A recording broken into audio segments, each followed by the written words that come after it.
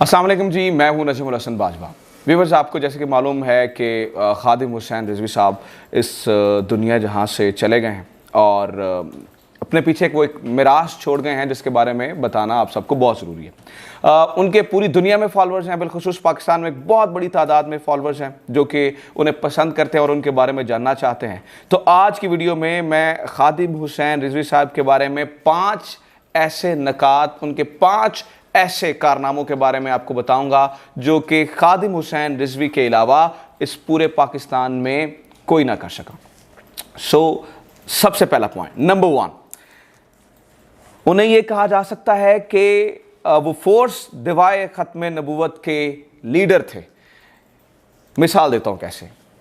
जब कभी पाकिस्तान में ख़त्म नबूवत के लिहाज से कोई भी ऐसी शिक या कोई भी ऐसा काम करने की कोशिश की जाती थी या कोई ऐसा बैरूनी एजेंडा फॉलो करने की कोशिश की जाती थी, और आपको सबको मालूम है कि पाकिस्तान में फंडिंग होती है इस चीज़ की। मैं किसी के ऊपर इल्ज़ाम नहीं लगा रहा कि फ़लाँ करता है या फ़लाँ करता है या फ़लाँ जमात ने पैसे लिए या फ़लाँ जमात ने पैसे लिए या उनके ये मकासद थे, लेकिन इस बात का तो सबको मालूम है कि फंडिंग होती है और ये कोशिश की जाती है कि इन क़वानीन को किसी तरीके से नर्म किया जाए, किसी तरीके से मोल्ड कर दिया जाए, अल्फाज तब्दील कर दिए जाए। लेकिन जब कभी 2017 के बाद ऐसा हुआ या करने की कोशिश की गई तो एक सबसे बड़ा खतरा उन लोगों के लिए मौजूद रहता था और उसका नाम था खादिम हुसैन रिजवी। आप इस बात से अंदाजा लगाएं कि दुनिया जहान का सबसे बड़ा मलाउन जो है वो विल्डर्स है। आप सबने शायद इसका नाम सुना होगा कि पूरी दुनिया में जो खाके बनाने की तहरीक हो या आप सल्लम की शान में गुस्ताखी करने की तहरीक हो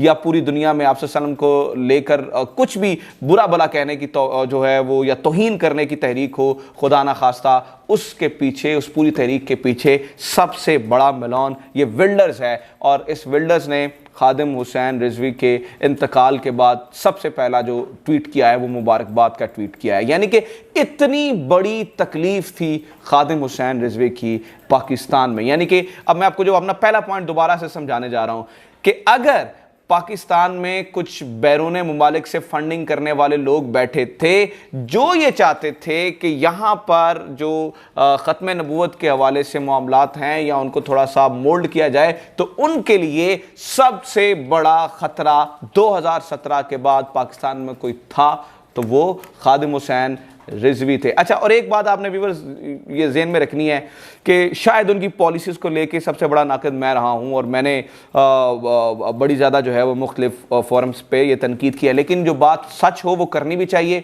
अगर किसी को कोई तारीफ़ है तो उसे बयान करना चाहिए, और ये बात सीधा मेरे दिल से निकल रही है कि यस, आप लाख इख्तलाफ करें लेकिन इस बात से आप इख्तलाफ नहीं कर सकते हैं कि उनसे बड़ा और उनसे ज़्यादा दिफा ख़त्म नबूवत के मामले का और किसी ने नहीं किया है। नंबर 2 पॉइंट इससे रिलेटेड ही है।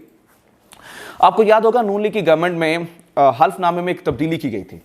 जो ओथ ली जाती थी, जो मेंबर ओथ लेते थे, उसमें 2-4 अल्फाज को तब्दील कर दिया गया था, जिसका मतलब ये था कि अब ईमान की जगह ये कहा जाता था कि मैं इकरार करता हूँ, यानी कि आप उससे मना ही भी कर सकते हैं।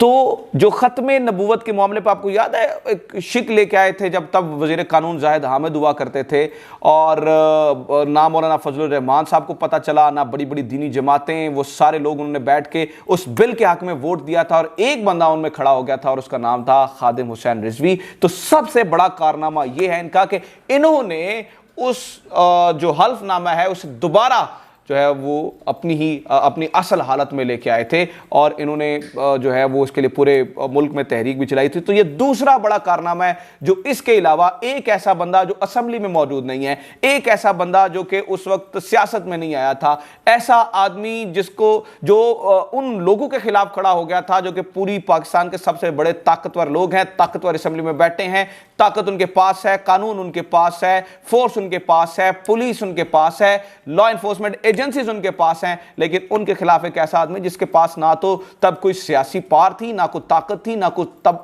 उस वक्त की बात कर रहा हूं, तब को बहुत बड़ी की स्ट्रीट पावर नहीं थी, बट फिर खड़ा हो गया। और ये कारनामा सिर्फ और ये सेरा उन्हीं के सर जाता है कि उन्होंने उस कानून को या वो जो हल्फनामा था उसे तब्दील करवाया। ठीक है।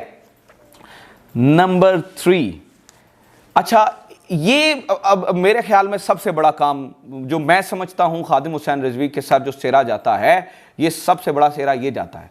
पाकिस्तान में एक बात समझी जाती है कि देखिए, हर दूसरे घर में तीसरे घर में आपको मज़हब से जुनून की हद तक मोहब्बत करने वाले लोग मिलेंगे, और ये हमारा असासा है पाकिस्तान का कि बना ही नाम जो है मुल्क था वो मज़हब के नाम पे था। But there is a problem. वो प्रॉब्लम ये है कि यहाँ पर दीनी जमातों को वोट नहीं दिए जाते हैं। आप उठा के देख लें इलेक्शंस में, इनके जो दीनी जमातों से लोग खड़े होते हैं उनके किरदार की गवाही देते हैं, उनके पीछे नमाज पढ़ते हैं, उनके ऊपर मर मिटते हैं, उनके लिए जान दे सकते हैं, वोट नहीं दे सकते। पाकिस्तान में दीनी जमातों के लिए जान दी जा सकती है, वोट नहीं दिया जा सकता।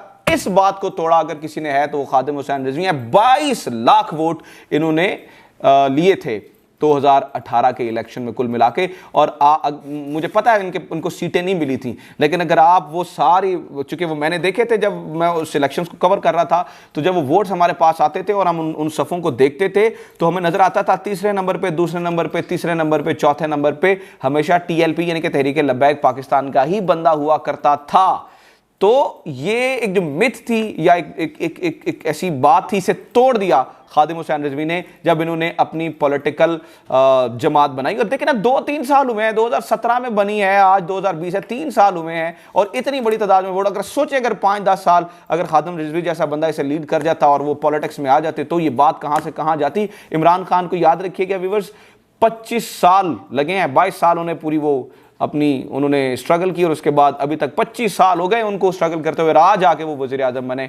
अगर यही टाइम इन्हें मिल जाता तो फिर सोचें इनके पास कितनी बड़ी स्ट्रीट पार होती। तो ये बात जो है वो तोड़ी खादिम हुसैन रिजवी ने ही कि यहां पर मज़हबी जमातों को वोट नहीं मिलता है। और दिस इज़ माई फेवरेट। मैं ये चीज़, इस चीज़ से जो है वो बड़ा वो हैरान हूँ, और ये सबसे बड़ी तारीफ़ है उनकी। From zero to hero, he was nothing. 2017 से पहले कौन जानता था खादिम हुसैन रिजवी को? शायद वो कुछ स्टूडेंट्स जानते हो जो उनसे पढ़े हों, या वो कुछ तालिब इल्म जानते हो जो उन्हें जानते हों, या कुछ करीबी हलकों के लोग, या वो लोग जो कि दीनी लिहाज से उन्हें पसंद करते हों। इसके अलावा कौन जानता था? अगर ताहिरुल कादरी साहब, बहुत बड़ी ताकत है ना उनके पास, बहुत बड़ी स्ट्रीट पार है, और उन जैसी जो है वो स्ट्रीट पार किसी के पास नहीं थी, तो बिलीव कीजिएगा आप देखें साल हर साल से, अब मैं पुरानी वीडियोस यूट्यूब पे खोल के देख लें, ताहिरुल कादरी साहब की आपको वो काली दाढ़ी भी मिल जाएगी, वो तमाम लोगों के साथ बैठ के भी मिल जाएंगी। लेकिन 2017 से पहले मतलब आम बंदा उस तरह से नहीं जानता था खादिम रिजवी को। 3 सालों में कौन सी ऐसी गली है, कौन सा मोहल्ला है जहां पे उनकी तस्वीर वाले बैनर्स नहीं लगे हुए करते थे? कौन सी ऐसी जगह है जहां पे, कौन सा ऐसा बंदा है पाकिस्तान में जिसको खादिम हुसैन रिजवी का नाम नहीं आता था? कुजा इससे कि मैं दोबारा वही बात करूंगा कि उनकी पॉलिसीज क्या थी, उनके ऊपर मतलब वो शहर बंद करने के ऊपर, मुल्क बंद करने के ऊपर मैं सबसे ज्यादा तहफुजात मैं ये कह रहा हूं मुझे थे, और मैं नाकिद रहा हूं इस बात का। लेकिन आप तारीफ ये देखें कि एक अटक में 1966 में वो BBC रिपोर्ट करता है कि ये पैदा हुए अटक से, from none to hero of this country. Like हर चौथा पांचवा बंदा आपको जो है वो उनका फॉलोअर मिल जाएगा। और अगर आपने इस बात का अंदाज़ा लगाना है ना तो उनके खिलाफ को बात करके देखें तो फिर आपको लग जाएगी समझ के उन्हें कितने लोग जो हैं वो पसंद करते हैं। तो ये बात तो जो है वो दुरुस्त थी। और फिर आप 2-4 चीज़ें उनकी और देख लें। इकबालियात पे उन जैसा बात करता मैंने किसी को नहीं देखा है। उनकी तकरीर में एक जो है वो दम होता था। मतलब मैं एक दोस्त को जानता हूँ, हमारे मीडिया की दोस्त है, वो बड़ा नाकिद था उनका, तो वो हमेशा उनके ऊपर जो है वो तनकीद किया करता था। तो आई डू रिमेंबर कि जब ये इन्होंने लाहौर में जलसे जुलूस कर रहे थे दादा दरबार के साथ, आपको याद है बाहर वो हुआ करता था, उनके धरने हुआ करते थे, तो ही टोल्ड मी कि यार मैं तनकीद करने के लिए वहां पे खड़ा हूं, और मुझे जब मैं उस पंडाल में खड़ा था जहां वो तकरीर कर रहे थे तो ऐसा लग रहा था जैसे कि वजद तारी हो गया हर बंदे के ऊपर और वो कुछ और ही दुनिया बन गया। तो तकरीर जैसा फन जो है वो उनके पास नहीं था। एंड लास्ट पॉइंट कि आप कुछ भी कहें, पाकिस्तान में एक बंदा जीरो से उठ के आता है और उसके साथ फिर आपकी ताकतवर तरीन हल्के बैठ के अग्रीमेंट करते हैं। अभी रिसेंटली भी एक अग्रीमेंट हुआ है, तो उसका मतलब है कि उसमें कुछ तो था। तो ये 5 पॉइंट्स ऐसे हैं जो कि पाकिस्तान में उनके अलावा कोई नहीं कर सका। सबसे बड़ी स्ट्रीट पावर उनकी थी। मैं दोबारा लास्ट में कहूँगा, मुझे ज़ाती तौर पे उनकी कुछ पॉलिसी से इख्तलाफात थे, मैं उनके ऊपर जो है वो उनकी उन पॉलिसीज़ पे तनकीद करता रहा हूँ, बट इस बात से कोई इनकार ही नहीं कर सकता कि वो एक सच्चा आशिक रसूल था, एक पक्का आशिक रसूल था। Thank you very much.